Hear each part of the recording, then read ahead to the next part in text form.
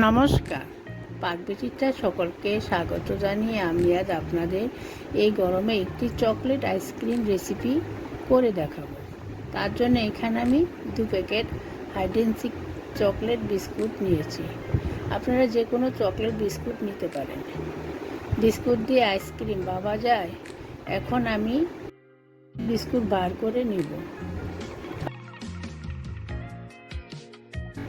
দেখুন, আমার 2 packet biscuit বার করা হয়ে গেছে।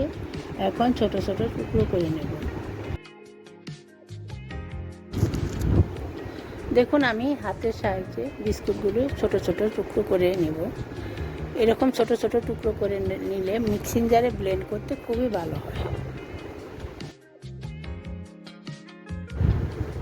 এখানে 20 টাকা দামে আমি একটি ডায়েরি মিল্ক চকলেট নিয়েছি। এখন চকলেট গ্রেট করে নিব। তার জন্য এখানে আমি একটি গ্রেটার নিয়েছি। গ্রেটারের সাহায্যে চকলেট আমি গ্রেট করে নেব। দেখুন, আমার গ্রেট করা হয়ে গেছে। এখানে আমি মিক্সিং জার নিয়েছি। মিক্সিং জারে গুঁড়ো করে নেব। বিস্কুট দিয়ে দিব আর দিচ্ছি 2 টেবিল চামচ চিনি। চিনি আপনারা আপনাদের স্বাদ মতো দিতে পারেন। আমি এখানে 2 টেবিল চামচ দিয়েছি, তার কারণ আমি এখানে ডায়েরি মিল্ক চকলেট ব্যবহার করছি।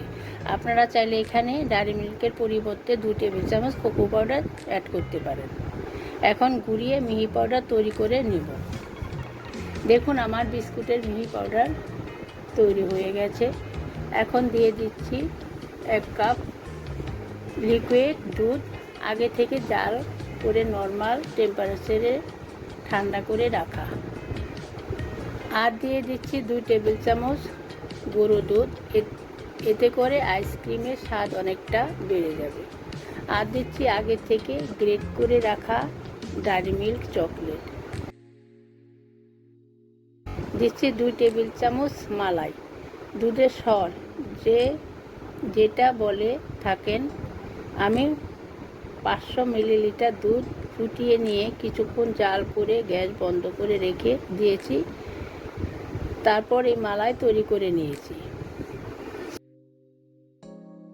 দেখুন, আমি মিক্সিতে গুঁড়িয়ে নিয়েছি। আপনারা চাইলে এখানে ভ্যানিলা এসেন্স দিতে পারেন, আমি দিচ্ছি না। এতে সুন্দর একটা ফ্লেভার আসবে। দেখুন, আমার চকলেট আইসক্রিম বানানোর জন্য একটি স্মুথ মিক্সচার তৈরি হয়ে গেছে। এখন একটি পাত্রে ঢেলে নিব। তার জন্য এখানে একটি কাচের পাত্র নিয়েছি। এখন ঢেলে নেব। আমি এখানে কাচের পাত্র নিয়েছি, আপনারা চাইলে প্লাস্টিকের বক্সও নিতে পারেন। র্যাপার দিয়ে র্যাপ করে নিব। এই র্যাপার আপনারা অনলাইনে বা দোকানে পেতে পারেন।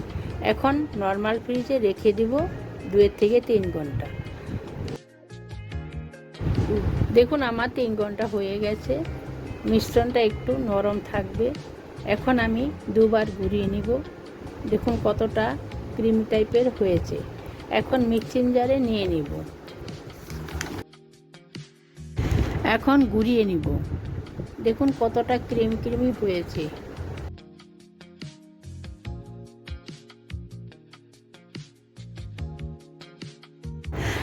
এখন জমানোর জন্য একটি কাচের পাত্র নিয়েছি।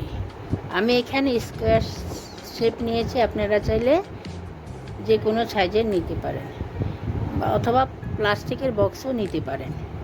এখন পাত্রে নিয়ে নেব।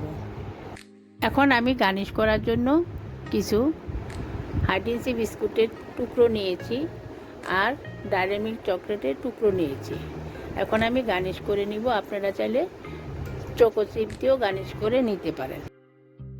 এখন আমি ডিপ ফ্রিজে রেখে আইসক্রিম জমিয়ে নিব 10 থেকে 12 ঘন্টা রেখে।